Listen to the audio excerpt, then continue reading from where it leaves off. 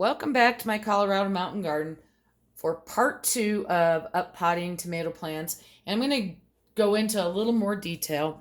The first thing I wanted to show you was, so this is one of the tomatoes. And so it's got about 3 inches or so.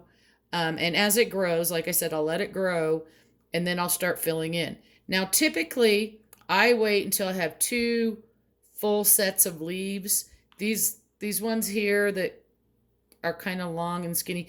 Those are the cotyledons, and again, they're not a true leaf. They will shrivel up and die off. If they don't, eventually, as I do this, I'll be cutting them off.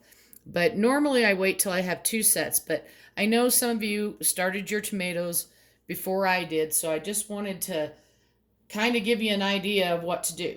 So the next step after this, so after this all starts filling up and this tomato's growing, and I'm going to say for me, it goes into the 1 gallon pot.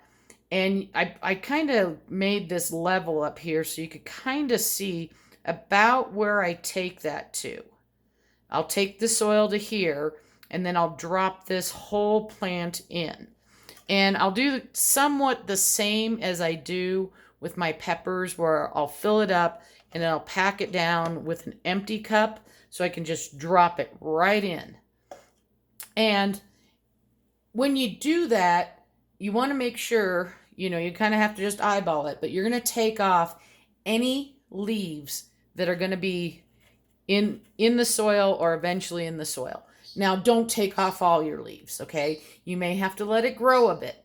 Again, your stems are going to start thickening really fast, especially once they go into the 1 gallon container. So if you're already there and you're going to go into a 1 gallon container or even bigger, you're going to cut those leaves off, drop that plant in, and so you can see that I'll still be way below.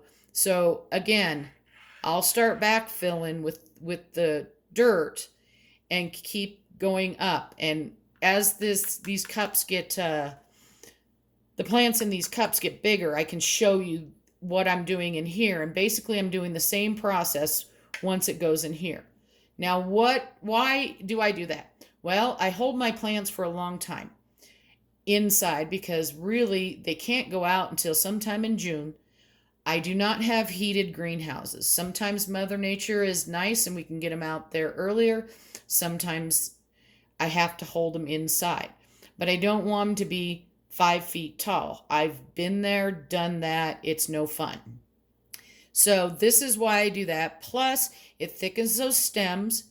Once the tomatoes start getting bigger, even in these solo cups, I have a little fan that I run in there. So a lot of these tomatoes may be down on the lower shelves because that's where the fan hits better.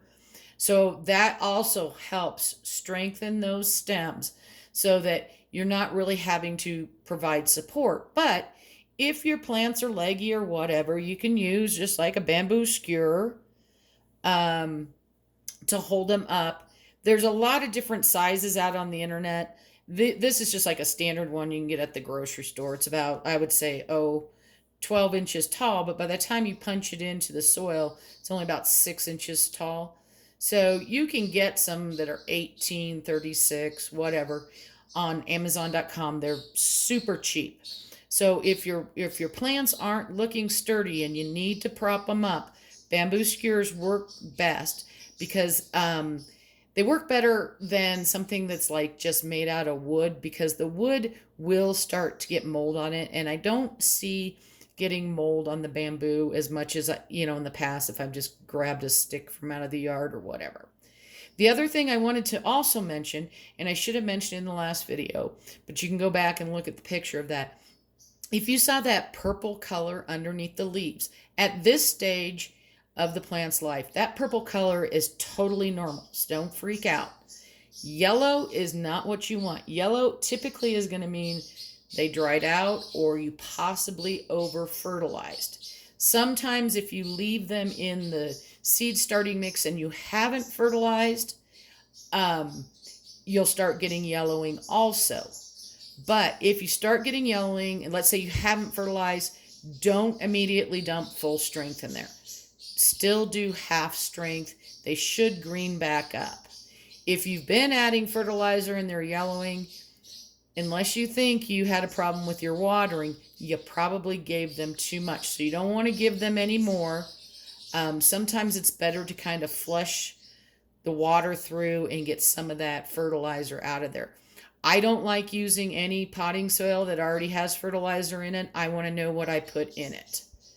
That's an actual product that I buy. Now, worm castings, yes, they're a fertilizer. I don't worry about the natural stuff. It's anything that is store-bought. Again, I use Fox Farm Grow Big. You can use whatever you want. You want to have a very well-rounded fertilizer. So NPK, Fox Farm is a 644 at full strength. That is plenty of nitrogen, phosphorus, and potassium. So you don't have to do anything more. A lot of people I know like using the fish fertilizer, but it typically doesn't have the nitrogen levels are pretty low, and tomatoes are very nitrogen loving. Some of them are higher, but the phosphorus and the potassium, that's probably non-existent in a lot of them.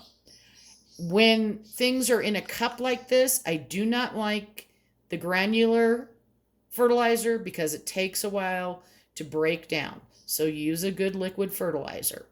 I hope this helps you, and I will go through, once my plants are big enough, I will do a video of me actually putting them in here. But if you have bigger plants right now and you need to move them so that they don't die, maybe they're hitting your lights or they're getting really leggy or whatever, I just wanted to give you an idea of what the next step's going to be.